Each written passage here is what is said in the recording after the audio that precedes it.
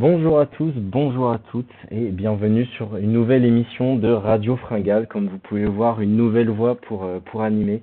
La rédaction a fait sa petite révolution pour vous présenter quelque chose qu'on aime bien et que particulièrement j'aime bien faire, des parcours fictifs. Et pour m'accompagner ce soir, mon fidèle comparse de la rédaction avec qui on écrit et on vous propose toujours plus de contenu. Simon, salut, comment tu vas, Simon, en cette belle soirée? Salut Matt, salut tout le monde, bah ça va très bien, très content de faire cette émission avec toi, avec comme tu dis, compère de la rédaction, parce qu'on en a marre un petit peu des chroniqueurs habituels, donc voilà, on vire tout le monde maintenant, on prend le pouvoir. Voilà, on vire tout le monde et puis je pense que qu'on l'a bien mérité après des belles émissions comme celle sur, sur les rivalités, sur celle des prédictions. Vraiment, on a mérité notre statut sur sur cette émission.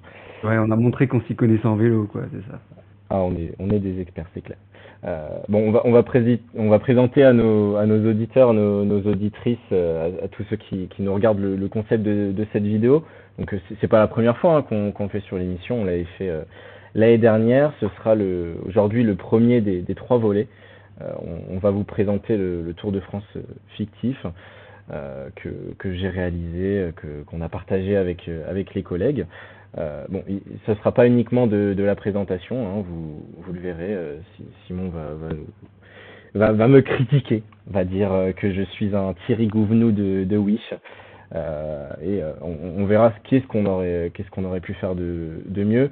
Euh, qu'est- qu'est-ce que tu peux nous dire déjà, Simon? Est-ce que tu as hâte déjà de ce premier triptyque quant au Tour de France? Bah, évidemment, déjà j'ai hâte de parler de ça avec toi, surtout que voilà, tu mets beaucoup de cœur, beaucoup de temps à faire ces choses-là, donc voilà, je trouve que c'est une juste récompense entre guillemets de voilà de partager ça avec tout le monde, d'en faire un podcast parce que voilà tu fais du bon boulot et puis surtout bah ça change, ça permet de voir aussi d'autres idées par rapport à ce que les patrons du Tour de France nous proposent. C'est pas forcément eux qui ont on va dire la vérité dans ce qui est le mieux ou pas pour le parcours du Tour de France. Donc voilà, on va dire que c'est une alternative qui pourra peut-être plaire à certains. C'est clair, c'est clair. Rapidement, hein, je vais réexpliquer pour ceux qui voudraient savoir comment on peut créer nos propres parcours. Vous aurez les liens dans la description déjà de mes étapes en détail, et comme ça vous pourrez un petit peu plus les étudier. Mais voilà, rapidement, on avait déjà expliqué avec Adri l'année dernière, il suffit de deux sites internet tout simplement, GPX Studio où vous faites votre trace et du site de la Flamme Rouge, hein, qu'on connaît bien, puisque c'est eux qui font les profils altimétriques et de toutes les étapes de tout l'école, de tous les secteurs pavés, chemins blancs d'Europe et du monde. Et puis également, hein, on va le préciser, puisque toutes les étapes ont été faites bien avant la révélation du parcours officiel auquel nos chers compères Titien et Loïc avaient assisté. Voilà, on peut dire que je suis un vrai Thierry Gounou dans l'âme. Euh, si t'es chaud, si t'es chaud, Simon, on va commencer doucement mais sûrement avec une petite première étape. Ouais, bah le fameux contre-la-montre par équipe de Barcelone, quasiment 20 km, avec deux petites ascensions, dont une ascension finale. Si je me trompe pas, t'as pas changé vraiment par rapport à ce qui était prévu, parce qu'il me semble que les trois premières étapes avaient été révélées un petit peu avant. Ouais, c'est ça. Pour la première étape, on va dire c'est plus dans le tracé spécifique en fait au sein de la ville où on va dire il y a quelques petits virages qui changent, mais je trouvais ça sympa. Alors certes, j'ai vivement critiqué cet exercice du contre-la-montre par équipe, mais voilà, je voulais respecter. Petit passage devant la Sagrada Familia. Clairement, c'est pas technique, hein, et puis bon, j'ai critiqué le type de le type de chrono style Paris-Nice où ça fera rampe de lancement. Bon, on va pas se le cacher. Là, ce sera rampe de lancement. Ouais, bah c'est ça, en fait, moi je trouve ça très cool de remettre un peu le chrono par équipe sur le tour. On a l'habitude de le voir sur la Volta notamment, et c'est vrai que sur le tour ça faisait un petit moment, donc c'est cool de le remettre. Mais c'est vrai que bah, comme sur le parcours finalement original, parce que c'est le même, je trouve ça dommage bah, déjà qu'on le fasse justement en mode rampe de lancement. parce que bah, c'est voilà, le chrono par équipe perd un peu de sa nature de par équipe, parce que c'est juste je passe mon relais, puis derrière je me relève. Et puis cette côte à la fin, bon, je trouve on pouvait l'éviter, quoi. Juste il y a une petite côte là, juste la première, ça va. Mais le fait que ça se termine en côte, moi je suis pas hyper fan parce que ça donne tout de suite un peu le pouvoir potentiellement au leader du classement général, alors que moi, j'aurais aimé qu'ils aillent chercher peut-être le maillot jaune un petit peu plus tard. Tout à fait, tout à fait. Je suis plutôt d'accord avec toi, mais voilà, je m'impose des règles et je les respecte. Bon, ça m'a pas empêché quand même de, de contourner celle-ci sur la deuxième étape où là par contre ça va être un petit chantier. Ouais, c'est ça. Dès la deuxième étape, tu fais mal au coureur, quoi. C'est 175 km, c'est ça à peu près. Beaucoup de petites côtes. Alors c'est un peu en mode de Tour du Pays Basque. Je sais pas si c'est un petit peu comme ça que tu l'as pensé. Mais c'est vrai que voilà, on va pas épargner les coureurs et ça va pas être une étape pour les sprinteurs. Je me dis qu'il y a quand même de belles perspectives, notamment pour les échappés, de tout de suite prendre un maillot à poids. Ouais, tout à fait, c'est ça. Alors, qu'est-ce qui change par rapport à l'étape euh, enfin, réelle hein, qu'on aura en fait, c'est bah, la première partie en fait entre Villanova, la Geltrú et la côte de Garave que j'ai souhaité introduire parce que je trouvais sur l'étape qu'on a en réalité, c'est un peu trop plane et il n'y a pas vraiment il n'y a pas vraiment de lieu pour une échappée, en fait, avant le 90e kilomètre. Ça aussi, on l'avait évoqué. Après, j'ai longuement hésité sur quelque chose dans la conception de cette étape, que j'avais évoqué d'ailleurs dans notre analyse du parcours. Est-ce que je faisais plus de tours de circuit de la côte du Castel de Montjuïc? Finalement, j'ai laissé à 3 comme prévu. Est-ce que toi, comme moi, tu penses qu'on aurait plus dû faire de tours de circuit pour avoir une étape encore plus difficile et punchy, un peu comme quand on avait eu le départ bah, justement de Bilbao en 2023. Bah, non, pour moi, l'étape là, elle est bien équilibrée, c'est-à-dire qu'elle est assez dure pour se dire qu'on va pas s'ennuyer. Mais voilà, bah, tu te dis peut-être que si c'est un favori qui a pris le maillot jaune sur le chrono, bah, il va le laisser. Bon, on sait, c'est un petit peu la mode aujourd'hui de pas garder le maillot jaune trop longtemps. Et donc peut-être, bah, si une échappée s'en va, bah, et qu'il n'y a pas vraiment de coureur très dangereux, on les laisse partir, ils se battent dans Montjuïc, et puis voilà, ils disputent la victoire. Je pense pas que les favoris soient vraiment hyper enthousiastes en mode bon bah voilà, on va tout de suite lancer les grandes manœuvres. Voilà, ça reste assez court la côte de Montjuïc. Il y aura pas de gros écarts, mais voilà, je pense que ça peut être une étape assez dynamique. Et pour moi, 3 tours de circuit, ça suffit. Ça sert à rien de rendre le Tour de France trop difficile trop vite. Mais je suis assez d'accord avec toi. Dynamique, c'est peut-être pas forcément le mot à usiter pour la troisième étape entre Granollers et Gérone. Ouais, alors attends, je me remets dessus. Ouais, c'est vrai que, en fait, on a un début de course qui peut être un peu prometteur avec les premières ascensions, mais c'est vrai que derrière, 183 km, avec des petites côtes par-ci par-là, mais c'est vrai que globalement, les 70 derniers kilomètres sont assez plats. Il y a juste une côte de troisième catégorie. Ça peut être une occasion pour les sprinteurs, mais je sais pas toi comment tu as voulu le tracer, si c'était plus pour un sprinter qui passe bien les bosses ou vraiment un baroudeur. Ouais, alors deux choses dans cette étape, effectivement. Une première partie quand même un petit peu accidentée, mais pas forcément super difficile, hein. Il y a un gros passage en fait au milieu de l'étape avec plein de petites côtes de quatrième catégorie, mais bon, qui cassent pas trois pattes à un canard. La première chose dans cette étape, c'est qu'on va longer en fait tout le flanc méditerranéen, donc le long de Canet del Mar, de Lloret del Mar, etc. Donc ça, moi, l'idée c'était ça, une bataille entre équipes autour du vent méditerranéen qui peut parfois souffler, quand même, ça arrive. Et puis cette dernière partie d'étape où effectivement c'est plat, et moi je l'ai catégorisé comme tel, comme une étape de plaine pour sprinter, mais j'ai voulu rendre ça difficile. une vraie bataille entre équipes de sprinters et puis baroudeurs. Cette dernière ascension qui est placée à une vingtaine de kilomètres, elle est quand même assez longue hein, pour les sprinters. C'est là que ça peut se jouer. Donc, ouais, clairement, l'idée, elle était là. Et puis, ça change en fait de l'arrivée aux angles qu'on a. Où là, en fait, chez moi, on rentre pas tout de suite dans les Pyrénées, on reste en Catalogne.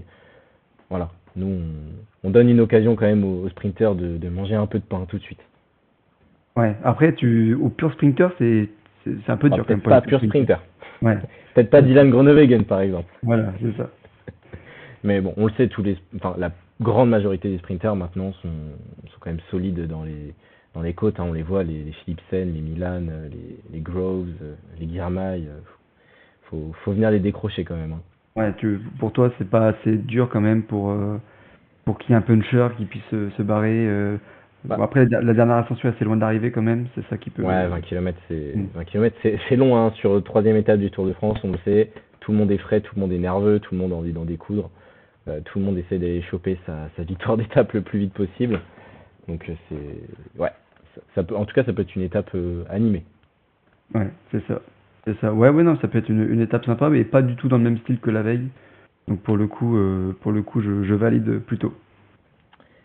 Et valides-tu, alors on va passer par contre, là moi je rentre dans je rentre dans les Pyrénées et puis pas qu'un peu hein, sur cette quatrième étape, car moi je trouvais ça scandaleux que on arrive de Catalogne et qu'on fasse pas une petite escapade en Andorre, le paradis des cyclistes, le paradis de l'entraînement au printemps, avec une étape entre Torelló et le fameux col de Baixalis, qu'on connaît bien avec le sommet absolument terrible. Il est tellement pentu, c'est court, mais qu'est-ce que c'est pentu. Qu'est-ce que tu penses de cette étape qui, quand même, on va pas se le cacher, c'est plutôt une course de côte. Ouais, c'est clairement une course de côte, et c'est là où, en fait, j'ai l'impression que le départ d'Espagne, dans tous les cas, pour moi, il y a des problèmes. Que ce soit sur le parcours officiel, où en effet, ils nous font une étape un peu à la mort moelleux, qui ressemble à pas grand-chose, tu sais pas trop pour qui c'est. Et d'un côté, alors ton étape, c'est sûr que sur le papier, elle fait envie, avec cette arrivée dans course de côte, parce que bon, une course de côte, on sait, il y en aura de toute façon dans un grand tour, il y en a. Mais le souci, c'est qu'elle arrive vachement tôt et j'ai peur. Imaginons qu'on soit dans une configuration Pogacar, Vingegaard, etc. Mais en fait, je me dis, est-ce que Pogacar, même si c'est que 6 km et demi, est-ce qu'il peut pas déjà assommer une première fois le Tour de France après la quatrième étape? C'est ça qui me fait un peu peur, parce que c'est pas long, mais c'est très dur. Et c'est pour ça que le départ d'Espagne, en fait, on est bloqué, parce qu'on passe direct par les Pyrénées. Et soit tu évites les Pyrénées, mais du coup c'est dommage de les éviter, ou soit tu rentres direct dedans, mais du coup derrière ça peut tout de suite faire des gros écarts, quoi. C'est toute la question qui se posait hein, entre faire un tour crescendo et un tour vraiment où on rentrait dedans. Moi, je me suis basé sur ce qu'on avait vu sur le Tour de France 2023. Je sais pas si tu te souviens, si je dis pas de bêtises, hein, c'est la quatrième étape que Jay Hindley remporte où il prend le maillot jaune. Elle est absolument incroyable cette étape. Voilà, cette étape-là, ça peut être ça l'esprit. Reprendre en fait tout simplement le maillot jaune. Peut-être que le maillot jaune peut valdinguer entre différents coureurs. Est-ce que les coureurs vont se livrer? Ça reste court, donc est-ce que c'est suffisant pour vraiment faire des longs écarts? Est-ce qu'ils vont vouloir se livrer? Je pense, tu vois, typiquement, une échappée avec des gars qui auraient perdu type 5-6 minutes, ce qui est largement faisable dans mes trois premières étapes. Et bah là, c'est l'occasion de se faire une petite escapade en jaune. Alors peut-être qu'il durerait pas longtemps, est-ce qu'on va voir par la suite. Mais moi, je la pensais comme ça, en tout cas, cette étape, pas forcément pour les favoris. Ah ouais, ouais, ouais, moi je me dis peut-être quand même quatrième étape, on va dire que les Pogacar, etc. vont vouloir taper un peu du poing sur la table tout de suite. Donc je sais pas. Après, vu l'étape du lendemain que tu as concocté, peut-être qu'ils vont pas vouloir non plus dépenser tout ce qu'ils ont. C'est ça. Parce que alors l'étape du lendemain, là, autant vous dire que tu auras compris ma mentalité, le tour crescendo, c'était pas mon truc. Euh, Ah oui, là, clairement, bon, là, le direct au sommet, là. ah bah on part de Soulan, et puis on arrive au port de Payerne. On a une étape de dingue, hein. Comme je l'avais évoqué dans notre analyse du parcours, les Pyrénées, c'est mon massif préféré et le fait qu'ils aient été escamotés, je l'ai très très mal pris dans le parcours de 2026. Donc voilà, on va détailler un peu pour ceux qui nous regardent et qui n'auraient pas forcément accès aux images. On va commencer tranquillement, hein, par le mur de Péguerre, le terrible mur de Péguerre d'ailleurs, si je puis dire.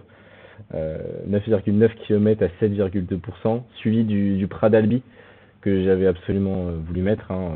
On pense tous à Thibaut Pinot là-dedans. Après, bon, on aura un petit tour de circuit parce que voilà, c'est quelque chose que j'aime beaucoup. Moi, c'est les circuits, mais sur deux cols qui sont assez difficiles. Donc, on a une première ascension du port de Payerne via Luznac et Axel Terme, donc 11 km à 7,5%. Et puis suivi d'une longue descente vers le col de Garabay, 11,2 km à 6,1%. Et puis là, on reprendra l'autre versant du port de Payerne par Husson-les-Bains, donc 13,5 km à 8,1%. Bon, là je pense que tu es d'accord avec moi. Si tu n'as pas les jambes sur une étape qui fait 210 km, waouh, le Tour de France peut déjà être perdu et le top 10, ça peut s'avérer aussi compliqué pour certains. Ah mais non, mais là c'est une étape de zinzin. Je pense que tous les coureurs qui voient ce parcours, ils vont chez toi, ils te menacent pour retirer l'étape, hein. Non mais là, bah, au moins là pour le coup, par rapport à la veille, là, je pense qu'une échappée, ça peut clairement aller au bout. Déjà parce que je pense que beaucoup auront perdu du temps sur les étapes précédentes et peut-être la veille, justement. Il y a beaucoup de points à prendre pour le maillot à poids, 10, 30, ouais, il y a quasiment 50 points si tu vas, enfin plus de 50 points si tu vas au bout de l'étape. Mm. Donc je pense qu'il peut y avoir des gros grimpeurs qui ont perdu gros au début, qui peuvent partir. Et pour le coup, je pense que les favoris vont pas tenter le diable en partant au mur de Péguerre ou Prat d'Albi. Je pense qu'ils vont quand même attendre la fin de l'ascension parce qu'on est trop tôt dans le tour pour tenter des mouvements de loin. Mais ce qui fait que l'échappée va prendre vraiment beaucoup d'avance sur cette étape-là. Je pense que c'est vraiment typiquement une étape pour un pur grimpeur, un baroudeur, un Carapace qui aurait déjà perdu du temps au classement général. Euh, Après, pour côté favori, là, c'est pareil. Là, je me dis, si Pogacar, il a pris une minute la veille, ou même, allez, 30 secondes, si on est optimiste, là, le port de Payerne, il va éparpiller la concurrence.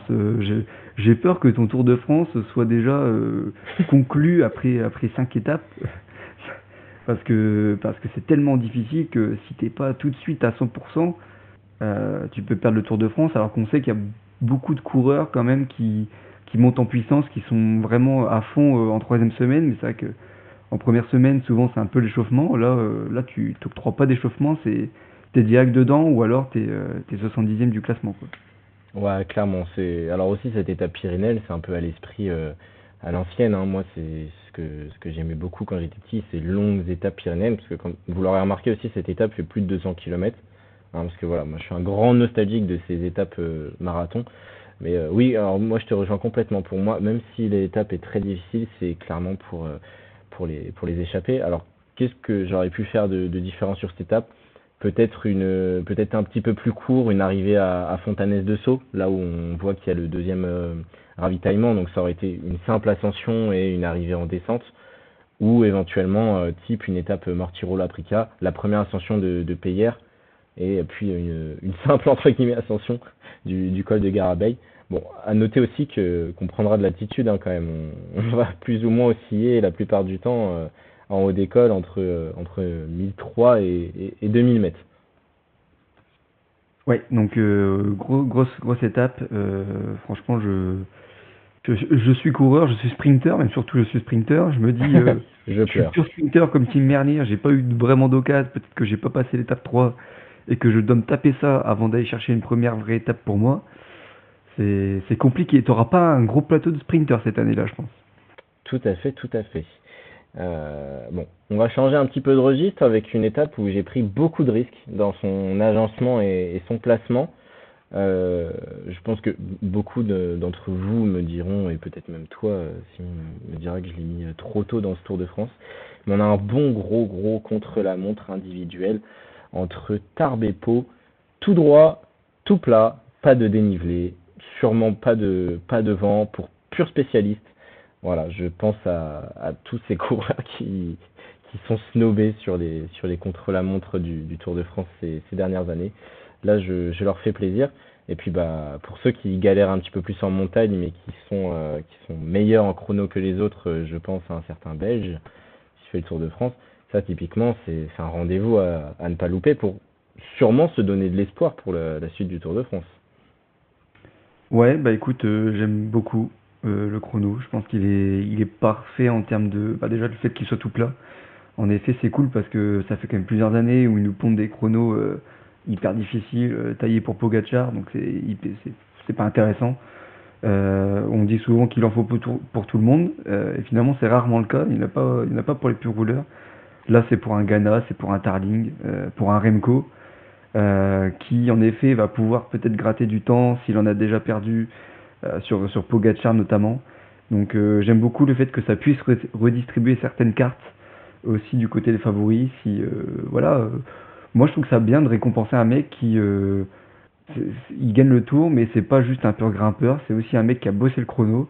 Et Remco en fait partie. Donc non, moi j'aime beaucoup. La longueur c'est parfait, 45 km. C'est vrai que ça me manque un peu de longueur ces derniers temps, un peu de distance sur les chronos dans la vraie vie, sur les Tours de France qui ont eu lieu. Donc là, le fait que tu mettes un chrono de 45 km tout plat, je trouve que en effet, télévisuellement, c'est pas la folie, mais pour le côté sportif, le suspense, je trouve ça vraiment intéressant. Oui, tout à fait. Pour l'aspect sportif, je te rejoins sur quelque chose. Un vainqueur de grand tour n'est pas qu'un grimpeur. C'est un pilote dans les descentes. C'est quelqu'un qui sait bien rouler, qui sait bien manager ses coéquipiers dans l'effort. Comment il va s'arc-bouter autour de ceci pour gérer correctement la stratégie. Alors, par exemple, si je prends un exemple plus lointain, le Tour de France remporté par Bradley Wiggins, c'était pas le plus sexy du monde. Mais bon, il y avait une armada en équipe. C'était peut-être pas forcément le plus fort en montagne, il était fort. Et c'était un génie du chrono. Si on veut un exemple qui fera un petit peu plus plaisir aux autres, Tom Dumoulin par exemple. Voilà. Pour moi, c'est cet esprit-là, le chrono. 45 km, ouais, pour moi, c'était parfait. Ni trop long, parce que, effectivement, à la télé, moi, si ça tenait qu'à moi, je remettrais les chronos qu'on avait à l'époque de Fabian Cancellara et Tony Martin, des bons gros 56 km, c'est des chronos qui duraient 1h10 pour tout le monde. Euh, bon, Ouais, là, pas plus de 50 km maintenant, je pense que ouais, c'est impossible. Déjà, c'est la norme. déjà, Donc, quand on a un chrono de plus de 35 km, c'est extraordinaire, là. Donc voilà, mais bon, au moins il n'y aura pas besoin des techniques, hein. Comme je l'ai dit, ce sera vraiment pur roller. C'est un tout droit de Tarbes à Pau. On prend on prend la départementale et puis là on va le plus vite possible. ouais, puis Euh, ça peut faire un petit décrassage pour ceux qui ne jouent pas à fond, qui ont fait l'étape de la veille à fond. Moi, c'est parfait. Tout à fait, tout à fait. Et puis certains, je pense, comme les sprinters, ne joueront pas de toute manière ce chrono à fond parce que, comme tu l'as justement dit, on essaye de récompenser tous les profils de coureurs, les baroudeurs, les grimpeurs, les punchers, les sprinters qui passent bien les bosses, les purs grimpeurs. Et puis bah là, on va s'atteler aux purs sprinters. On va remonter du côté de la côte ouest, entre Pau et Biscarrosse. Il y a un air de vacances quand même. Ouais, ouais, un air de vacances et un air de sieste, hein, ça va avec. 175 km, une petite cote de quatrième catégorie. Sinon, c'est tout plat. Alors, je sais pas si tu as prévu s'il y a du vent du coup à cet endroit-là ou pas. Mais s'il n'y a Alors pas en de vent, théorie, en oui. effet, ouais. En S'il théorie, y a oui, quand même. Mais s'il y a du vent, ça peut rendre le truc intéressant parce que c'est vrai que sinon, en effet, là, il n'y a pas de suspense. Ça sera pour un sprinter et venez pour les 10 derniers kilomètres. Mais si la veille, ils annoncent 30 km/h de vent, là, ça peut rendre un peu la course intéressante. Il y aura quand même déjà pas mal d'écart de fait entre tes deux étapes de montagne plus ton chrono. Si des leaders ont perdu pas mal de temps et qui veulent tenter un petit coup de poker, ça peut être le moment. tout à fait, tout à fait. Alors vous remarquerez que comme dans la réalité, on passe par Pau, puisque c'est un point de passage obligatoire du Tour de France de toute manière. Mais alors en théorie, les Landes, c'est une région où il y a quand même un petit peu de vent. Je pense que si on a des auditeurs, auditrices de ce département-là et plus largement de la région du Sud-Ouest, ils pourront nous confirmer, hein. Voilà, même si les régions très venteuses où il y a du surf, c'est un petit peu plus en bas que là où on se dirige. Mais effectivement, cette étape-là, oui, alors s'il n'y a pas de vent, voilà, on allume la télé à 16h45 quand on arrive à Mimizan et puis on regarde tranquillement un sprint entre Tim Merlier et Jonathan Milan. Et puis Ouais, pourquoi pas Jasper Philipsen. Voilà, ça peut être l'idée. Mais bon, après, ce sera une étape qui sera vidéogénique parce qu'on sera au bord de la mer, dans les Landes, voilà. Disons il y aura des choses à regarder, mais pas forcément sur le vélo. voilà, c'est ça. Ça sera la journée Franck Ferrand. Tout à fait, tout à fait. Avant une étape marathon. Là, clairement, on reprend un esprit ancien. On part de Bordeaux et puis on va vers Brive-la-Gaillarde. Une étape que j'ai catégorisée plaine, moi. Alors, je sais pas ce que tu en penses. Est-ce que pour toi aussi, c'est une étape de plaine avec tout ce qu'on propose sur ces 238 km ou tu trouves ça un petit peu trop difficile? Ouais, bah 5 côtes de troisième et quatrième catégorie. La dernière côte, elle est à 26, j'ai l'impression, 26 km de l'arrivée. Donc, s'il n'y avait pas eu 238 km, je t'aurais dit sans souci, c'est pour les sprinters, c'est pas assez difficile, ils sont encore très frais, ils savent qu'ils n'auront pas beaucoup d'occasions, donc ils vont tout faire pour arriver à Brive-la-Gaillarde.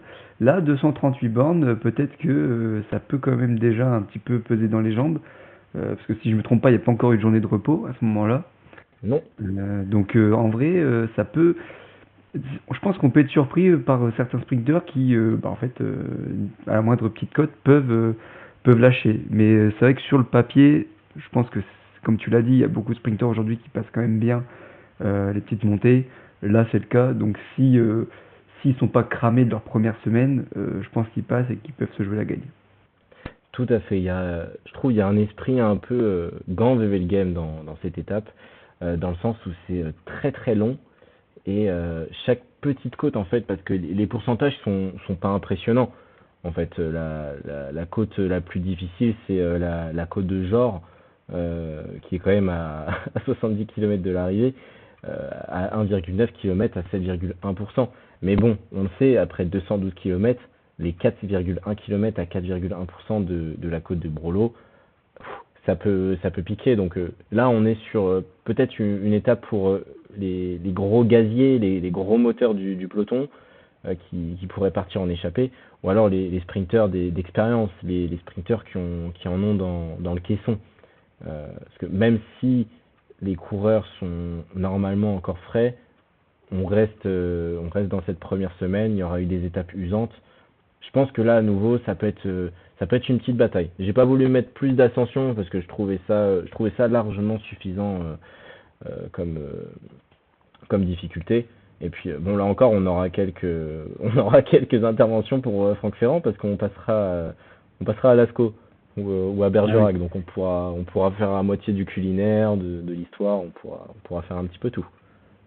En tout cas, quand tu m'as dit c'est une étape pour Gazier, là j'ai Abrahamsen qui est arrivé dans ma tête. Là c'est Ah oui. l'étape, c'est pour Ah bah lui. Amundsen, clairement, gros moteur, 240 km, il coche la bataille. Et puis, autre chose qu'on peut préciser, c'est typiquement un coureur comme Abrahamsen qui peuvent partir sur les premiers kilomètres, parce que les premiers kilomètres ils sont quasi tout pleins en fait, hein. Enfin, il y a pas de difficulté majeure. Donc, clairement, les petits gabarits punchers, ils peuvent se mettre au fond du peloton et dire adieu à cette étape. Mm. Ouais, ouais. Ouais, ah, quoique après, si ils arrivent à sortir, puis ils peuvent profiter peut-être de ces petites côtes pour se débarrasser de leurs compagnons d'échappée, moi je trouve que c'est pas illusoire. Je pense que vraiment cette étape, elle est. Quand je l'ai regardé la première fois, quand tu me l'as envoyé, je me suis dit, ah, j'aime pas trop. Puis tu vois là, en discutant, je trouve qu'elle est finalement très intéressante parce que entre un gros gazier, un puncher, un sprinter, on sait pas trop qui peut gagner. Donc c'est, comme l'a dit Titien souvent, c'est une étape où on sait pas quel type de coureur peut gagner. C'est une bonne étape. Donc je pense qu'on peut la catégoriser comme telle. Tout à fait, tout à fait. Nous reprenons les paroles de notre gourou. Alors, peut-être que les petits gabarits seront plus à la fête le lendemain. Passage obligatoire dans le Massif central entre Aurillac et le pas de Pérol. Parce que voilà, vous remarquerez aussi, il y a quand même pas mal d'étapes où, sans le savoir en les faisant, j'ai eu pas mal de points communs avec les étapes réelles. Quand même beaucoup de changements. J'ai choisi de faire une étape un petit peu plus difficile quand même qu'en réalité. Retour au pas de Pérol. Donc voilà, j'ai choisi d'éviter complètement le Lioran en évitant de nouvelles ascensions. Je te laisse d'abord dire ton avis sur cette étape casse-pattes et puis moi je reviendrai sur les lieux majeurs de décision de celle-ci. Ouais, bah 162 km pour une étape avec beaucoup de côtes comme ça, je trouve qu'en termes de distance, c'est bien. Euh, S'il y a une étape, on peut dire que c'est 100% un baroudeur qui va gagner. À mon avis, c'est celle-ci. Parce que parce qu'elle est difficile, il y a beaucoup de points à prendre pour le maillot du meilleur grimpeur. L'ascension du pas de Pérol est dure, mais elle n'est pas non plus. Euh, Disons qu'elle donne peut-être pas forcément envie au leader de se dire bon bah je suis roulé mes hommes, je vais aller la gagner, j'ai gratté du temps. Je pense vraiment que c'est une étape où on va laisser filer devant et puis ça va se jouer à la pédale. En effet, les punchers grimpeurs, pas forcément des purs grimpeurs parce qu'il n'y a pas de très longues ascensions. La plus longue, elle fait 11 km, passer le Pas de Pérol la première fois où on grimpe.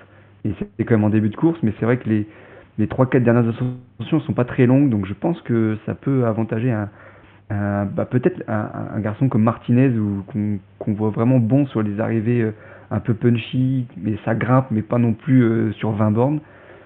Et puis derrière, les favoris qui se neutralisent parce que c'est pas forcément l'étape la plus difficile de ce Tour de France.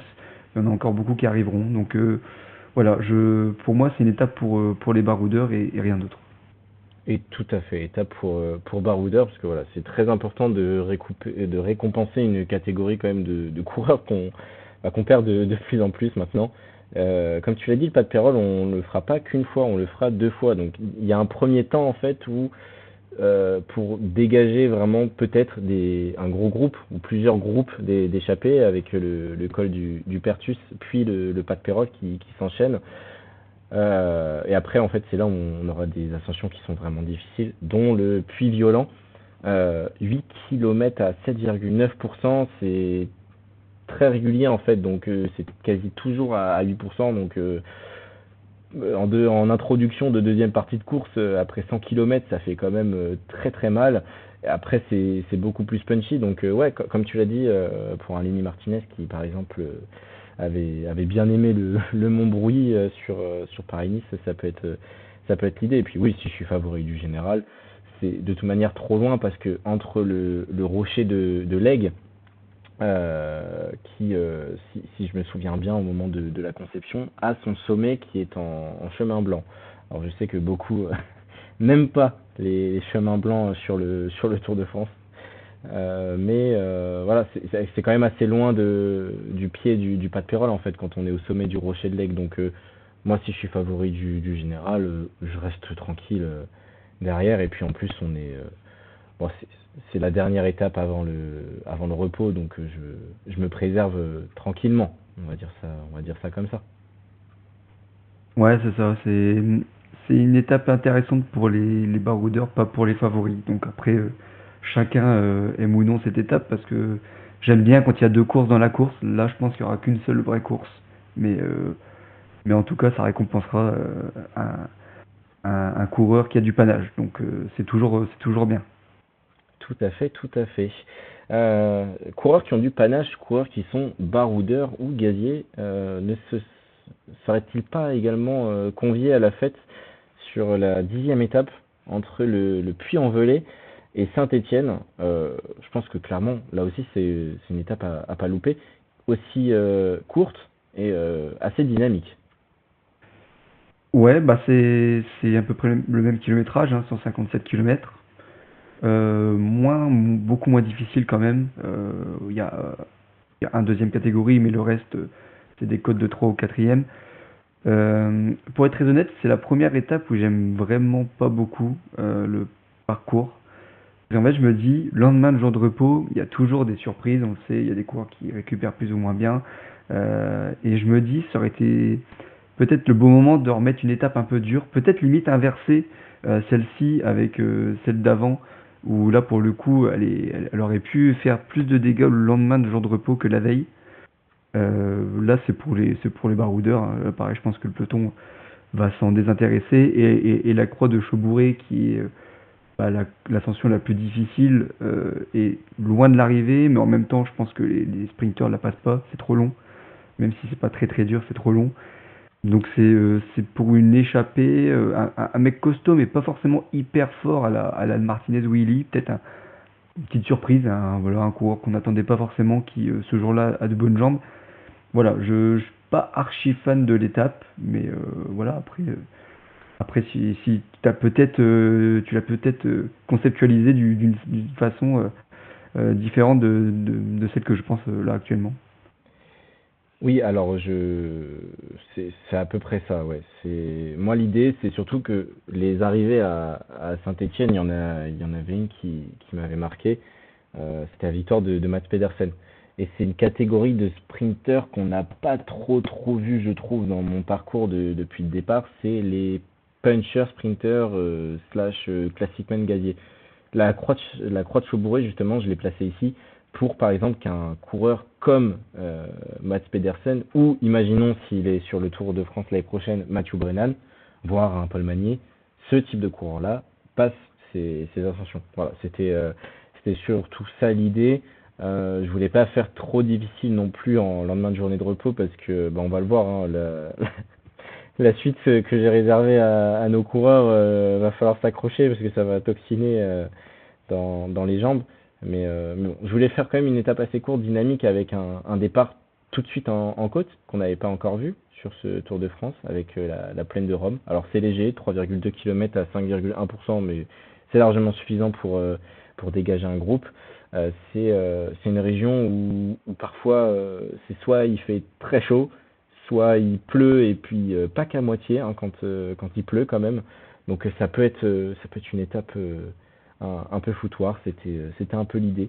Mais effectivement, elle ressemble quand même en moins dur à l'étape qu'on aura eu au pas de Pérol. Euh, alors, on va enchaîner sur la 11e étape, si tu veux bien, et puis je te laisse pareil nous présenter la sieste de cette 11e étape. Ouais, ouais, bah c'est ça. Bah après, ouais, il y a eu vraiment qu'une étape toute plate pour les purs sprinters. Donc là, pour le coup, on y est. Roanne Nevers, même le nom des villes, ça me fatigue d'avance. Vraiment, je sais même pas si Franck Ferrand aura des choses à dire. Mais ouais, bah pas grand chose à dire. En plus, c'est courte, 160 km. Donc là c'est du pain béni pour les équipes de sprinters qui vont tranquillement gérer le truc. Il y aura un coureur de Total Energy qui sera parti pendant 100 bornes devant. Il se fera rattraper à 40 km. Et puis voilà, Sprinter Royal. Tout à fait, sprint royal. Alors, ce qui est marrant, c'est qu'on arrivera à Nevers également dans la réalité, hein. Comme quoi, vraiment, quand on pense sieste, on pense souvent aux mêmes villes. D'ailleurs, pour situer dans la réalité, ils partent de Vichy. Moi, je pars, voilà, on part vraiment pas loin. On part de Roanne, hein, donc on n'est pas super loin non plus, hein. On va pas se le cacher. C'est une étape où il n'y a pas une seule difficulté, donc. Oui, voilà, moi je m'appelle Tim Merlier, c'est l'étape à ne pas rater. C'est l'étape du mercredi où, voilà, c'est milieu de semaine, on est mi-juillet, hein, on profite sur la terrasse, et puis on regarde les 15 derniers kilomètres. Est-ce que pour toi ce sera la même chose sur la 12e étape? Ouais, bah écoute, déjà Nevers-Dijon. J'espère que pour la blague, ils partiront à 9h. Et voilà, sinon pas grand chose à dire d'intelligent de ma part, à part cette blague un peu pourrie. 216 km, donc là pour le coup c'est plus long. La petite côte de Sombernon, 3 km à 3%, je pense pas que ça fasse mal à tout le monde, hein. Même Groenewegen il a pas celle-là. Donc pour moi pas assez difficile. En effet, c'est pas tout plat, mais c'est des mini, je sais même pas, on peut pas appeler ça des côtes, mais voilà, ça grimpe sur 200 mètres par-ci par-là, mais c'est encore une fois pour les sprinters, c'est encore une fois la sieste. Pour moi, pas grand-chose à dire. 2 étapes d'affilée pour les sprinters, je ne sais pas ce qui t'arrive, Matt. Tu es tombé sur la tête. C'est ça. Alors, je précise qu'on m'avait vivement critiqué sur le cru 2025 en disant que je ne pensais pas aux sprinters. Euh, c'est possiblement vrai, donc j'ai voulu me rattraper. Voilà, Nevers-Dijon est comme dans la réalité, hein, d'ailleurs, hein, on partira de Nevers. Alors la seule différence que moi je ne pars pas du circuit. Là par contre on est sur une étape quand même assez longue, donc encore une fois ce sera quand même pour les sprinters endurants parce que même si c'est tout plat, on est à la 12e étape et il faut se les enquiller quand même. C'est 216 km, donc à moins de... Enfin, en fait, si tu n'as pas de qualité d'endurance et puis d'explosivité dans la 5-6e heure de course, ça va être compliqué pour toi. Mais alors oui, la côte de Sombernon, c'est ce qu'on appelle le classement de la montagne publicitaire, clairement. Hein, voilà, on va pas se le cacher, il est, il est là. Mais voilà, j'ai pensé au sprinter. Clairement, la fête est finie. On part à nouveau en moyenne montagne au départ de Dijon sur cette 13e étape. Ouais, parce que oui, départ de Dijon, arrivé à la super planche des belles filles, 190 km, donc tu as voulu faire un truc un peu à la Mont Ventoux, hein, si j'ai bien Tout compris. à fait. C'est ça, tout plat, puis une dernière ascension. Alors bon, en termes d'arrivée, je pense que la super planche des belles filles, tout le monde l'aime cette arrivée, c'est difficile, c'est spectaculaire, il y a toujours des belles batailles entre les favoris, qui je pense pour le coup laisseront pas forcément la place aux baroudeurs comme c'est le cas sur le Mont Ventoux. Parce que ça fait longtemps qu'ils n'ont pas eu quelque chose à manger, les Pogacar, les Vingegaard et compagnie. Je pense qu'ils vont le gagner, surtout que la super planche c'est quand même assez prestigieux.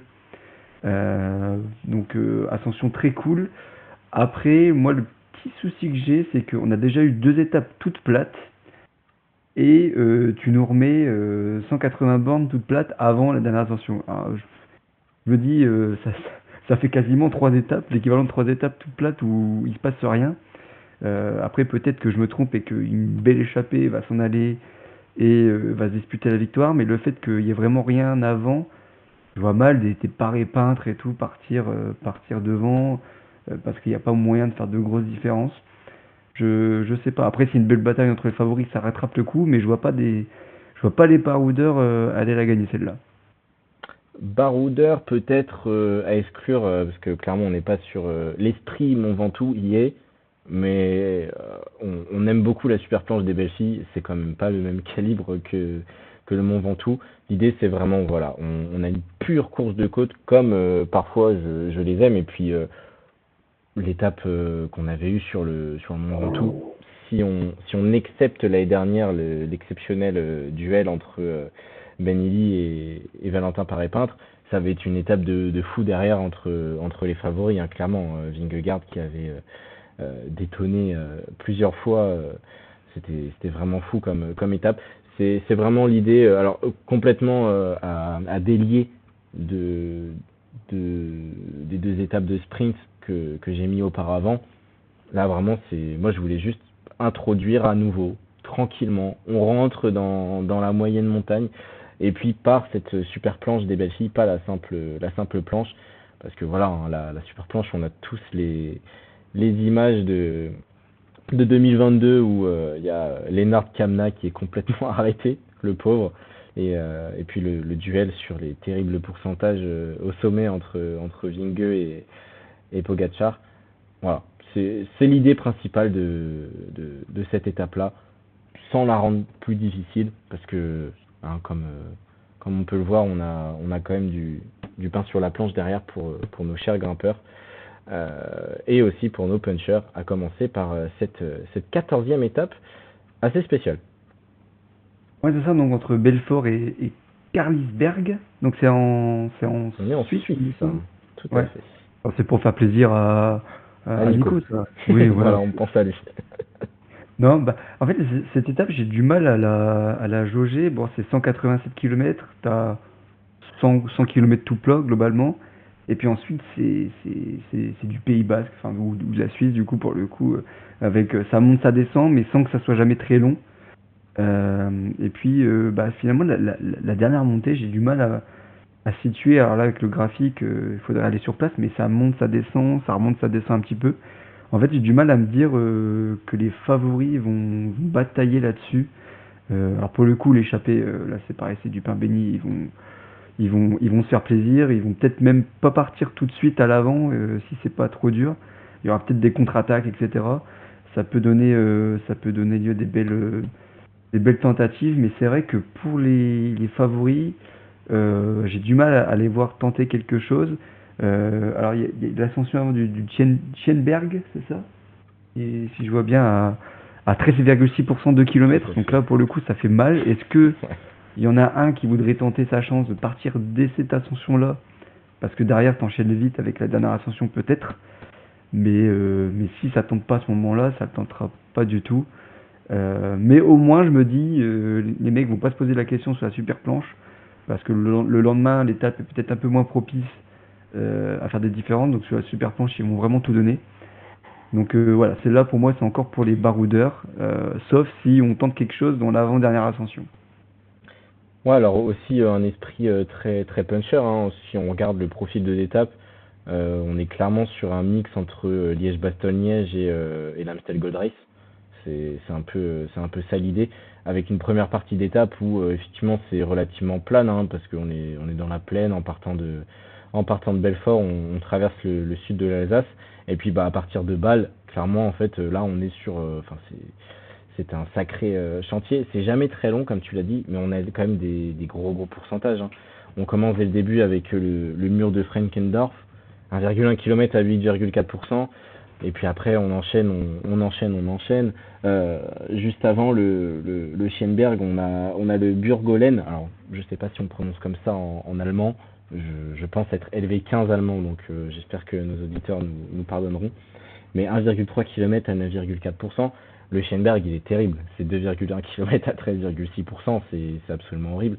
Et puis la dernière ascension, en fait, elle est très très irrégulière. C'est des toboggans où on a des pourcentages max à 21%. Donc c'est là où moi j'apporte un petit peu plus de précision. C'est que clairement il va falloir être un tout petit gabarit et moi je l'ai pensé vraiment pour les pure punchers. Parce que voilà, c'est des toboggans, ça descend, mais alors quand ça remonte pas à moitié. Et l'avant-dernier toboggan est à 11% de moyenne, le troisième à 8,5%. Voilà, si t'as pas de si t'as pas de résistance et du lactique à faire péter dans les jambes dans tous les sens, ça va être un petit peu compliqué après. Voilà, pas tellement pour les baroudeurs pour moi, plus pour vraiment les pure punchers. Ouais, ouais, c'est une étape puncher, donc Almeida, tu l'empêches de gagner le Tour de France sur cette étape, quoi. Tout à fait. Alors tous les coureurs comme ça, hein, par exemple, hein, j'adore Florian Lipovic par exemple, mais ou les Félix Gall, ça va quand même être très Ah ouais, compliqué là, pour ce type de coureur-là, surtout qu'il y a beaucoup de descentes parce que voilà, on est dans des petites routes en fait en Suisse. C'est très très très technique aussi, donc voilà, c'est clairement dans les grandes années d'un Julien Lafilippe, ça aurait été du pain béni pour lui clairement. Bon, on va peut-être mettre les punchers de côté parce que là, clairement, 15e étape, waouh, il va falloir sortir le petit plateau et appeler les coureurs du classement général entre Genève et Romagneux. ouais, là pour le coup, c'est une étape pour grimpeurs. Là, il y a pas de souci. 144 km, donc court, mais quand même, le col de la Biche, 9,6 km à 10%. Le Grand Colombier, 10,3 km à 9,9%. Donc bon, bah, on est sur du 10 bornes à 10% pour les deux. Et puis donc la montée de la selle de Fromentel, 11 km à 8% globalement. J'aime beaucoup cette étape parce que justement on n'en a pas eu de ce style-là depuis le début. On a eu dans les Pyrénées, on avait une étape, on a dit un peu dantesque, mais c'était pas le même type d'ascension. On sait, les Pyrénées et les Alpes, c'est quand même pas les mêmes profils. J'aime bien parce que justement aussi c'est une arrivée en descente et il y en a quand même de moins en moins. Alors, on sait aussi que c'est pour des raisons de sécurité, etc. Mais je trouve que c'est bien qu'il y en ait au moins une. Et là, il y en a une, donc c'est très cool. Après, je sais pas si la descente est spécialement dangereuse ou technique et si elle peut faire ou non des grosses différences. Mais je trouve ça bien que ça se termine comme ça.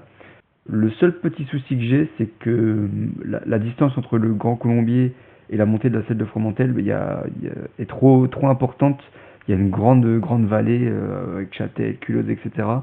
Et en fait, ça sera une course de côte qui va se terminer en descente, mais les favoris tenteront rien avant la dernière ascension. Je sais pas si tu avais eu l'idée peut-être de mettre une ascension entre les deux ou de rapprocher en tout cas les deux dernières ascensions pour peut-être favoriser les mouvements avant la dernière ascension. Là, je pense que l'échappée va aller au bout parce que les favoris vont attendre tranquillement la dernière montée pour s'expliquer. Donc là, pour le coup, il y aura une explication, mais l'échappée aura eu le temps de s'expliquer aussi avant et d'aller gagner l'étape. Mais en globalité, j'aime bien. Ouais, alors, en fait, il y aura pour moi deux courses dans la course. Pourquoi pas une longue échappée, vraiment avec beaucoup de coureurs, des grimpeurs. Justement, avec pourquoi pas une bataille, regroupement par regroupement, entre le Grand Colombier et la montée de la selle de Fromentel. Et puis, bah, pour les favoris du général, effectivement, de toute manière, avec le cyclisme de ces dernières années, ça va s'expliquer dans la dernière ascension. Le col de la Biche et le Grand Colombier sont surtout là, en fait, pour vraiment fatiguer les coureurs, hein, concrètement. C'est quand même trois cols qui sont assez terribles. On aura le col de la Biche, où on passera d'ailleurs par les lacets de Montvernier, qui est une ascension que j'adore, qui est l'une des plus belles, je trouve, de ces secteurs-là, vraiment dans le pays de Virieu-le-Petit, avant d'aller chercher le Grand Colombier, qu'on ne connaît que trop bien, par son petit versant, entre guillemets. Et puis, bah, en fait, la montée de la selle de Fromentel, elle est terrible, hein, voilà, je pense qu'il y en a certains qui l'ont déjà faite, mais le pied est pas forcément très difficile. Et puis en fait, plus on monte dans le col, plus c'est difficile. Et tu posais la question, la descente en fait est en deux parties. La première partie est pas forcément hyper technique, la deuxième elle l'est. Donc ça peut être le jeu. Après voilà, j'avais pas forcément volonté de rajouter un petit talus entre Anglefort et Artemar. Je pense que l'étape se suffit en elle-même, elle est quand même très très difficile. Et puis j'ai choisi de la faire très courte. C'est un petit esprit Rafał Majka. J'adorais ces étapes courtes de montagne au milieu des années 2010 où c'était quand même très très dynamique. Voilà, en Euh, tout cas, si, la victoire à Romagny, elle est toute faite, hein. Pour moi, c'est Top Pitcock. Il veut jouer le général, mais il n'arrive pas à suivre. Il est 15e. Il part en échappée et il part dans la dernière descente. Hop, terminé. Et puis il se replace 10e et il est content. Dixième, effectivement, ça peut être l'idée. Ce qui m'arrangera, vu le dossier et l'agenda que j'ai sur ce coureur depuis bientôt 2 ans.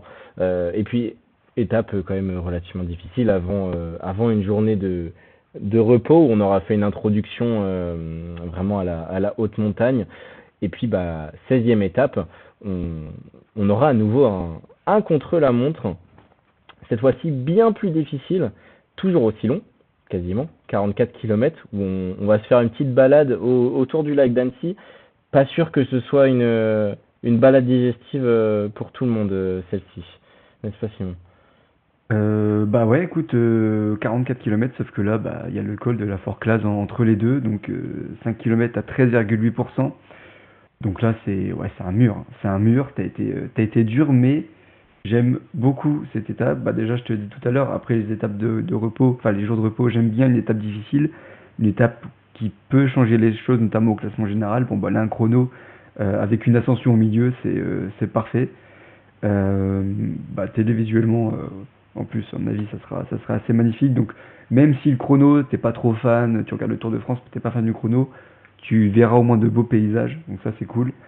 Le seul petit truc que j'aurais fait, c'est de raccourcir un peu.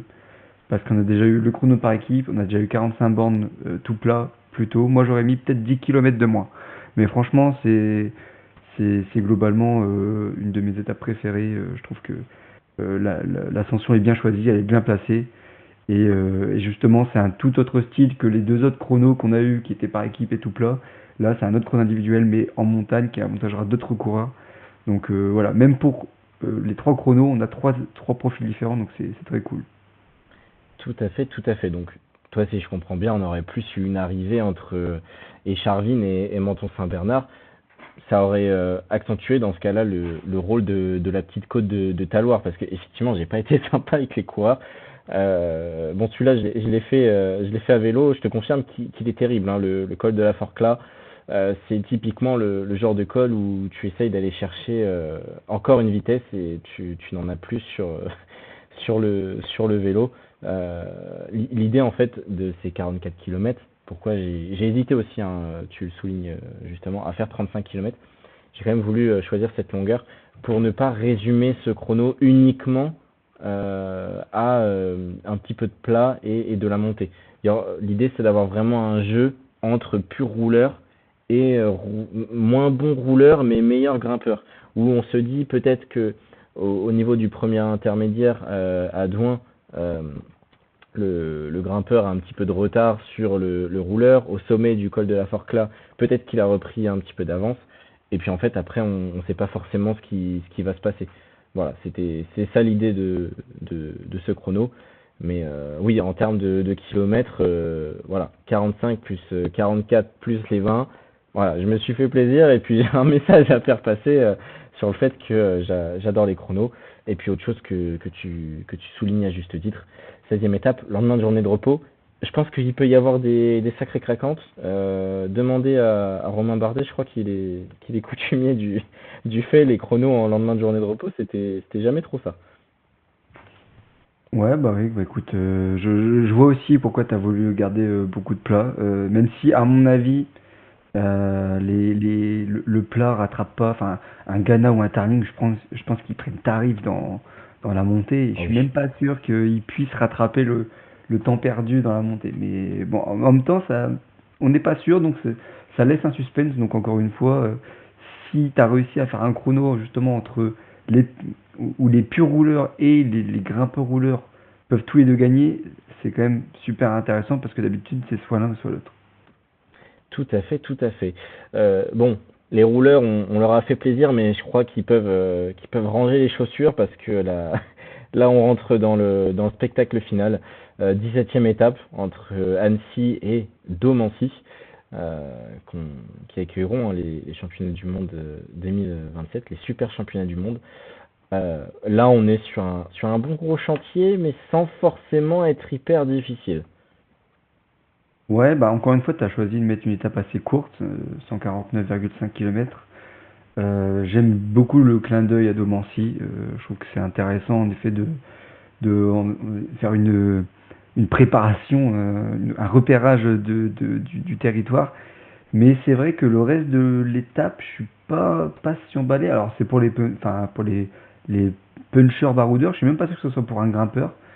Parce que bon, il y a le col de Joly qui a 11,1 km à 7% qui est le plus dur, je pense. Alors il y a le col des Aravées en début d'étape, mais c'est long mais pas très pentu, c'est ce kilomètre à 5%.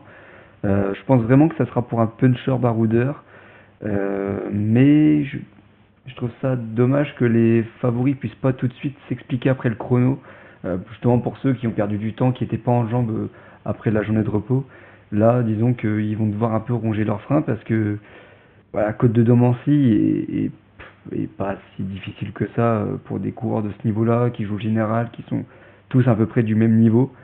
Donc voilà, belle étape pour les baroudeurs, mais encore une fois, je pense que les coureurs du classement général, finalement, ils sont pas tant gâtés que ça sur ce Tour de France. J'ai l'impression, parce qu'il y en a beaucoup, il y a beaucoup d'étapes où on se dit c'est pour les baroudeurs, c'est difficile, mais ça n'est pas assez pour les favoris. Et j'ai l'impression que celle-ci en fait partie. Je sais pas si c'est ton avis aussi. Ah, je te trouve dur sur le fait de dire que c'est pas pour les favoris, dans le sens où on a quand même trois gros points de rendez-vous. Il y a une première partie qui est faite pour les échappés, avant le mur de la Forclaz, où c'est 2 km à 12% quand même. Et puis en fait, il y a quand même un terrible enchaînement, col des saisies, col de Joly, où en fait on n'a pas de descente, donc pendant une vingtaine de kilomètres, on va monter à, si je cumule les deux, on est à peu près à 6,6, 6,7%. Donc pour les grimpeurs, ça peut être pas mal. Et puis là où ça peut être intéressant où c'est court, c'est qu'au sommet, on est certes à 40 kilomètres, mais ça fait que descendre. Déjà, il y a une longue descente, et après, c'est du faux plat descendant jusqu'à la côte de Domancy. Donc ça laisse largement la place à un coureur du général qui a perdu du temps de reprendre justement peut-être de l'avance s'il est technique dans une descente. Donc par exemple, Tom Pidcock pourrait passer de la 10e à la 8e place de manière incroyable. Et puis la côte de Domancy, c'est quand même super difficile hein. Pour des coureurs de ce niveau-là.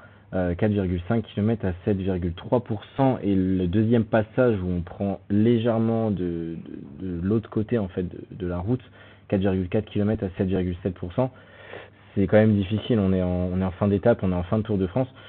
Je pense que t'es grimpeur qui a perdu du temps, il y a quand même moyen de rattraper certaines choses euh, que tu aurais perdu éventuellement sur le chrono.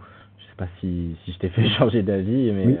Oui, bah oui, pour l'arrivée à la côte de Domancy, peut-être un écart de peut-être 20-30 secondes maximum.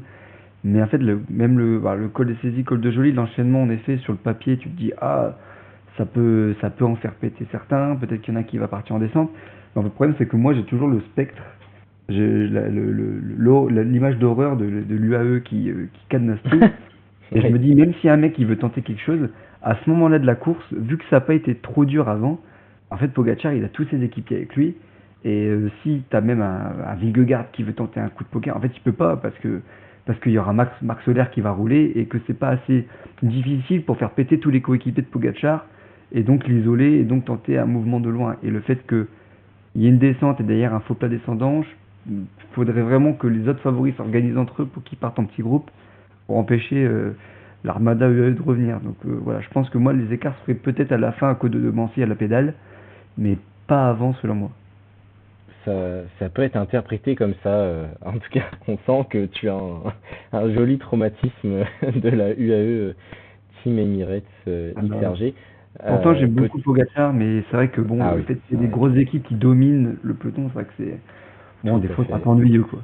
Nous sommes d'accord. Peut-être que Marc Soler, avec tout le respect qu'on lui doit, ça sera peut-être un petit peu plus compliqué de contrôler dans la 18e étape, la première étape absolument terrible hein, de Stricti Lapin, entre Chamonix-Mont-Blanc et alors Moncenis en français et Moncenisio en Italie. Ouais, bah là grosse étape, là, plus de 200 km pour une étape de haute montagne déjà, t'as été dur encore. C'est un peu comme celle des Pyrénées lors de la cinquième étape où là t'as pété les plombs là, là c'est première catégorie, hors catégorie, quatrième, deuxième, premier, hors catégorie, premier, hors catégorie. Ça ne s'arrête plus. Donc non, non, là vraiment c'est une étape complètement folle. Que tout de suite, bah, le col de Vosa, au bout de 7,5 km tout de suite, 4 km à 16%, voilà, comme ça au moins c'est clair. Les sprinters, bon courage pour arriver dans les délais. Tout à fait. Donc, après le col du bonhomme hors catégorie, bah, il porte bien son nom. C'est une étape légendaire sur le papier. Après, est-ce que ça va pas aussi brider les favoris? Je ne sais pas. C'est pour une échappée avec des gros grimpeurs, des carapaces, etc. Pour moi, y a pas de souci là-dessus. Je pense on peut pas contrôler une telle étape et empêcher une échappée d'aller au bout. Mais c'est sûr que c'est assez mythique les favoris qui vont s'en donner à cœur joie. Alors après, quand est-ce qu'ils vont tenter le truc? Est-ce qu'on va tenter dès le col de l'Iseran, qui est quand même très loin d'arriver? Pas sûr, surtout qu'il y a une petite vallée derrière. Le col du Mont-Cenis, la première ascension, le problème c'est ça descend pas tout de suite après, donc je sais pas si c'est pareil, si ça va faire des différences. Mais oui, sur le papier, cette étape, elle fait rêver. Et le seul petit regret que je pourrais avoir, c'est que justement le Mont-Cenis, peut-être qu'aux yeux du grand public, ça parle pas à tout le monde. Et j'aurais aimé que dans les Alpes, on ait une arrivée au sommet mythique dans ton Tour de France. Et le Mont-Cenis, alors là peut-être que j'ai juste oublié des références, mais là j'ai pas de moment au Mont-Cenis enfin c'est pas une ascension qui me parle beaucoup. Après on va me dire qu'on recycle l'Alpe d'Huez, on recycle ceci, cela, mais j'aurais aimé une montée peut-être tout aussi difficile, parce que pour le coup elle est difficile, mais avec peut-être un plus grand pédigré. Ouais, alors bon, on va reprendre un petit peu. Bah, le col du Mont-Cenis, comment en fait je l'ai redécouvert, c'est grâce au Tour de l'Avenir, sur l'édition de 2024, où ils étaient passés par là en fait, et c'était une ascension quand même assez dynamique. Et puis bah l'année dernière, sur l'étape du Critérium du Dauphiné, qui est remportée par Lenny Martinez devant Jonas Vingegaard là, cette année au mois de juin. Bah, ils arrivent au Mont-Cenis. Donc c'est pour ça que j'ai choisi cette, cette arrivée-là. Alors effectivement, j'ai été très très cruel avec les grimpeurs. Et puis pour moi, c'est impossible d'avoir un jeu d'équipe, clairement. Euh, voilà, je pense qu'il y a au sommet du col de l'Isran, ils sont encore 8, hein, grand maximum, avec peut-être 4 UAE, 2 Visma et 2 mecs qui se baladent, mais pour moi, il y a personne qui peut résister, clairement. Je trouve que les cols mythiques, on les a peut-être pas à l'arrivée, mais on les a dans cette étape. Effectivement, col de Vosa, comme tu l'as dit, j'ai choisi un apéritif 4,1 km à 16,1%. Quand j'ai trouvé cette ascension, j'étais moi-même estomaqué. Ouais, voilà, c'est Euh, des apéritifs, c'est des chips sauce harissa, quoi. C'est ah tout de oui, suite, voilà, ça on se pique. met, on se met dans le jus. Et puis après, bah, on a quand même un petit enchaînement. Voilà, le Cormet de Roseland, par son versant court, mais assez difficile. Et puis après, bah, on a le col du Petit Saint-Bernard, suivi du Val Claret et le col de l'Isran. C'est pas les cols les plus pentus, mais qu'est-ce que c'est long, 17,6 km, 14 km, 17,5 km, suivi du col du Mont-Cenis.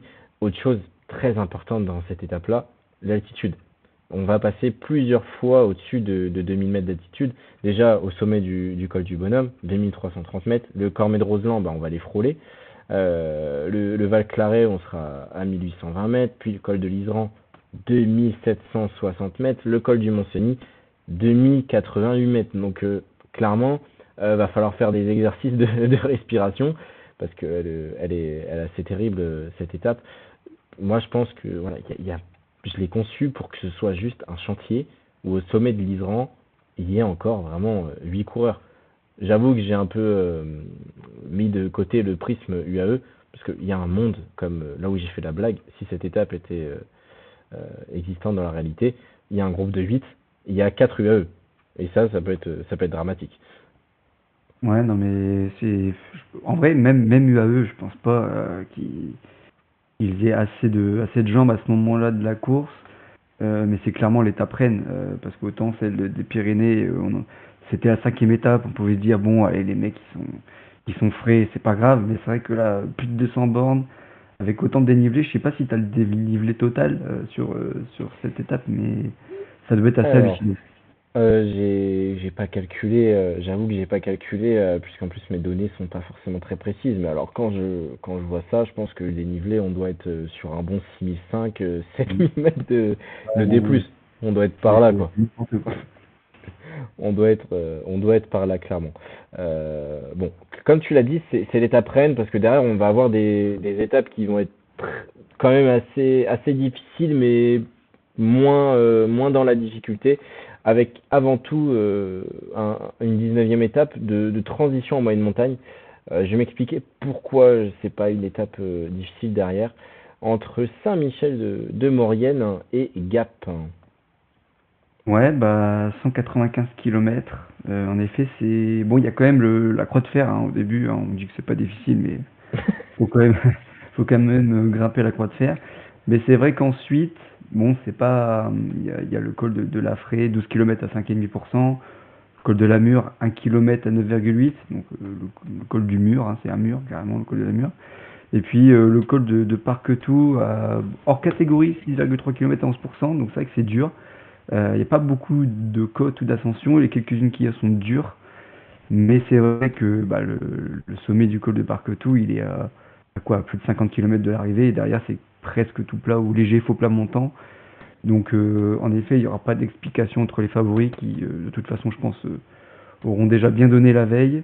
Ça sera pour les baroudeurs, et encore les baroudeurs, enfin, même si je suis baroudeur, je suis cramé de l'étape de la veille, même si je suis pas parti en échappée. Donc il faudra vraiment être très très costaud et très endurant sur la durée, notamment 3e semaine, pour aller en échappée, parce que ce sera pour une échappée, j'ai pas trop de doute là-dessus. Voilà, encore faudra-t-il avoir les jambes. Tout à fait. Bah d'ailleurs, j'appelle à la barre les Matej Moric, les Kasper Asgreen, les Jonas Abrahamsen, hein, ces gros moteurs qui ont une endurance illimitée. Pourquoi une étape de transition difficile, mais pas forcément hyper montagneuse? Parce que pour moi, la 19e étape ou la 20e étape, choisissez votre spot, c'est une étape de transition et une étape pour baroudeur. C'est souvent la dernière traditionnelle qu'on a dans le Tour de France, avec des esprits fatigués. J'avais hésité de base à faire une étape pour sprinter, un peu de transition, comme je ne sais pas si tu te rappelles, sur le Tour 2023, cette incroyable lutte entre Kasper Asgreen, Pascal Enkorn et Matej Moric. Euh, Mm. où c'était normalement c'était une étape pour sprinter, mais en fait tout le monde était complètement cramé, donc il n'y avait plus personne pour contrôler. Bon là clairement on laisse les équipiers plus ou moins tranquilles, on va dire, et on laisse la place à une dernière explication entre baroudeurs. C'est vrai que j'ai fait la part belle aux gaziers, aux coureurs endurance sur ce Tour de France là, mais c'est pour ça que cette 19e étape elle est là, parce qu'on les récompense une dernière fois, parce qu'on va remettre un petit coup de gaz. 20e étape, on remet le grand plateau de côté, et puis on repart à l'attaque des grands cols entre Tallard dans le sud de Gap et Briançon, ville mythique des Alpes. Ouais, de 211 kilomètres encore, donc t'es. Voilà, moi je suis épuisé rien que de voir le profil des étapes. C'est terrible. Voilà, étape bah, difficile, hein, le collet pour commencer en douceur, entre guillemets, c'est 8 km à 4,5%. Le col de Vars, 11 km à 7% hein, globalement. La montée vers Isoul, 14 km à 7,6%, donc là c'est vraiment la première grosse ascension. Le col de Mikéou, 7,4 km à 7,3%. Et puis, fameux col de l'Isoire, 7 km à 7%. Sommet à 20 km de l'arrivée. Donc là, je trouve ça intéressant parce que ça peut aussi faire des écarts dans la descente. Si dans la montée, on a pris ne serait-ce que 10-15 secondes et qu'on a encore un peu de fraîcheur, on peut peut-être faire des différences dans la descente. Il y a une petite montée vers Briançon après, mais bon, je pense que 1,5 km, quand tu as fait une petite descente, on va dire que tu as eu le temps de récupérer pour au moins maintenir l'écart que tu as eu. Donc non, étape vraiment cool éventuellement pour les baroudeurs, en fonction de ce que décide de faire le peloton, ou pour les favoris si on décide de faire des grandes manœuvres, même si c'est peut-être pas une étape qui est faite parce qu'avant l'Isoire, on n'a pas pour le col de Mikéou, je suis pas sûr que ce soit une ascension dans laquelle on peut tenter un coup de loin. Donc c'est peut-être le seul reproche que je pourrais faire à cette étape, c'est que j'ai peur que ça se résume encore à la dernière ascension, comme ça l'a été sur d'autres étapes. Et puis à ce moment-là, bah, j'ai une pensée quand même pour les sprinters qui se disent, mais attends, moi je suis allé jusqu'à Tallard, là je me tape encore une étape de montagne, et puis le lendemain, on va voir après, c'est toujours pas pour moi.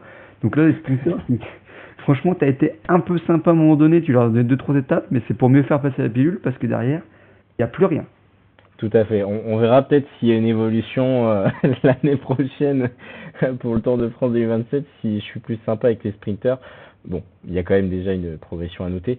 C'est vrai que peut-être, si je fais une autocritique, cette étape-là n'est pas faite pour les mouvements de loin. Ce qu'on aurait pu attendre d'une 20e étape, effectivement. Après, voilà, le col mythique, le col d'Izoard, je pense qu'il se suffit à lui-même tellement il est long, tellement c'est quand même assez irrégulier, c'est difficile. Ce qui est assez marrant, c'est que cette arrivée à Briançon, en fait, elle fait penser à une arrivée qu'on a sur le Tour de France, mais dans les Pyrénées, l'arrivée aux angles. Au niveau des pourcentages et du profil, on s'en rapproche un petit peu. Après, je pense que la décision, à moins qu'il y ait regroupement dans la descente de l'Isoard, elle sera faite, hein. Le col est tellement difficile. Je pense que effectivement, peut-être on aurait pu peut-être enlever le col de Mikeu, effectivement, et puis faire un enchaînement directement, monter vers Izoul, col de Izoard. Enfin, col d'Izoard, pardon, ça aurait pu être peut-être le jeu. N'empêche que voilà, il aura fallu pour les pour les grimpeurs être accrochés jusqu'au bout parce que voilà, les hors catégories je les ai distribués à l'appel sur ce sur ce parcours alpin. Bah, le meilleur grimpeur, il va finir avec 350 points, quoi. C'est un peu l'idée. Mais c'est tout ce qu'on attend. De toute manière, moi je rêve de voir des maillots de meilleurs grimpeurs comme sur le sur le Giro avec des luttes complètement dingues. Et tu l'as souligné, les sprinters, malheureusement, je crois que les Champs-Élysées ce sera pas pour eux encore cette année avec un départ de Giverny et puis on arrivera sur les champs. Mais comme l'année dernière, une étape difficile.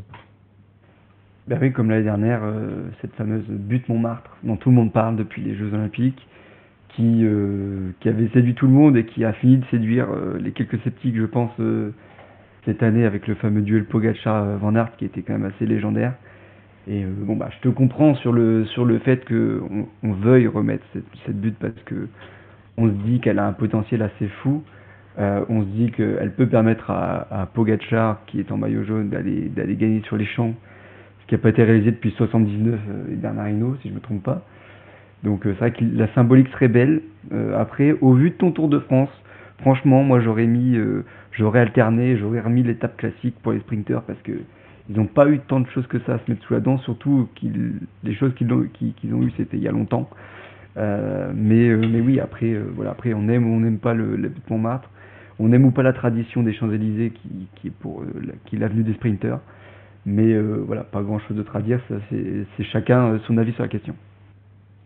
Tout à fait. Toi, t'aurais été plus partant pour l'espèce d'entre-deux qu'ils ont trouvé cette année, Ouais, avec ouais, ou alors un an sur 17 deux, km. Ouais. faire un an sur deux, l'étape comme cette année et une étape comme en 2023 par exemple.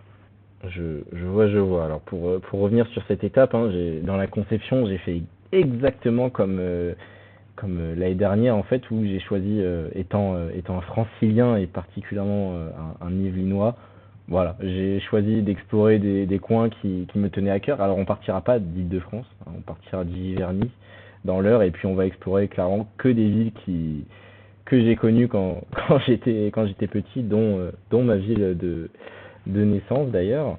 Et puis ouais, le parcours dans Paris, moi en fait il m'a tellement séduit, j'ai trouvé ça tellement dynamique. Et puis alors est-ce que j'ai été biaisé par le fait que j'étais dans Paris ce jour-là et qu'il y avait une pluie battante?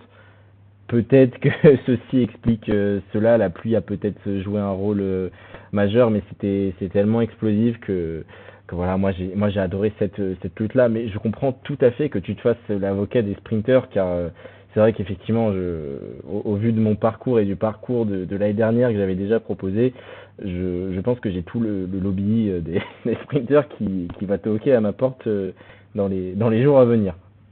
Mais là en fait tu veux voir Pogacar débarquer en vert sur les Champs-Élysées, c'est un peu ça l'idée. Allez, je pense pas quand même. Bon, déjà, s'ils peuvent nous remettre je fais un appel du cœur à nouveau, hein, mais s'ils peuvent nous remettre le maillot vert couleur année 2010, ce serait déjà pas mal, plutôt que ce vert foncé absolument horrible, couleur, Mm. couleur Ouais. buisson. Mais, mais voilà, 21 étapes qu'on a décryptées, plutôt difficiles. Si tu devais donner une note globale sur 10 à ce parcours fictif, quelle serait-elle? Sur 10, je vais mettre allez 7 et demi. Allez, 7 et 7,5, demi. c'est bon, Ouais, je passe largement au-dessus de la moyenne. ouais, il y a un point et demi en moins pour le manque d'étapes pour sprinter. Et puis vu je crois qu'il y a deux étapes que j'aimais pas trop, donc j'ai enlevé 0,5 pour les deux étapes que j'aimais pas trop. Voilà. Eh bien, monsieur le juge Simon a rendu son verdict. On vous laisse également dans les commentaires nous donner votre avis, éventuellement pour les locaux de certaines étapes, nous donner quelques petites spécificités que que nous ne pouvons pas forcément connaître. En attendant, on n'oublie pas de s'alimenter, hein, parce que là, on rentre dans une période très très hivernale et il vaut mieux prendre son petit gel, sa barre de fruits, sinon ça commence à cadenasser sur le vélo, n'est-ce pas? Bah oui, puis surtout si vous voulez faire le Tour de France concocté par Matt, il va falloir beaucoup s'alimenter parce que sinon vous n'allez pas passer la première semaine. Tout à fait, tout à fait. En attendant, on vous souhaite, Simon et moi, une bonne journée, une bonne soirée pour ceux qui écouteraient ça en soirée, un bon appétit peut-être pour d'autres, une bonne sortie vélo pour ceux qui mettent les écouteurs et qui écoutent notre podcast qui, on le rappelle, est disponible sur toutes les plateformes d'écoute. Et puis, bah, on va se faire une petite minute pub pour la rédac quand même, dont nous sommes les porte-drapeaux. On a quand même pas mal de choses qui arrivent dans les semaines à venir. Qu'est-ce que tu nous proposes, Simon, pour novembre et décembre? Bon bah là déjà au moment où vous verrez ça, je crois qu'on aura terminé les conseils de classe. C'était long et fastidieux. Et puis ensuite, bah, de mon côté, j'ai un petit témoignage du premier Français sur les Champs-Élysées en 1975. Un coureur qui a terminé deuxième sur les champs, qui a failli rentrer dans l'histoire. Et puis ensuite, voilà, une petite série pour le mois de décembre, une petite série qui s'appellera Un monde sans, et je mets un nom de coureur assez légendaire, et du coup, que se serait-il passé dans le monde du vélo si ce coureur n'avait jamais existé? Donc voilà, c'est un peu une série dystopique, je sais pas si c'est le mot, dystopique, enfin en tout cas, Tout à fait. imaginaire, pour le mois de décembre, pour pouvoir lire des articles au chaud avant qu'on commence la série quoi attendre de telle équipe au mois de janvier quand la saison débutera. Tout à fait. Donc on a de la dystopie, de l'Uchronie, de la fiction. On est des grands rêveurs chez Radio Fringale. En attendant, on va continuer d'écrire, vous proposer tout un tas de podcasts avec un programme bien chargé en décembre. Et puis en attendant, on vous le rappelle, n'oubliez pas de vous alimenter car la fringale guette. Ciao ciao tout le monde! Salut tout le monde!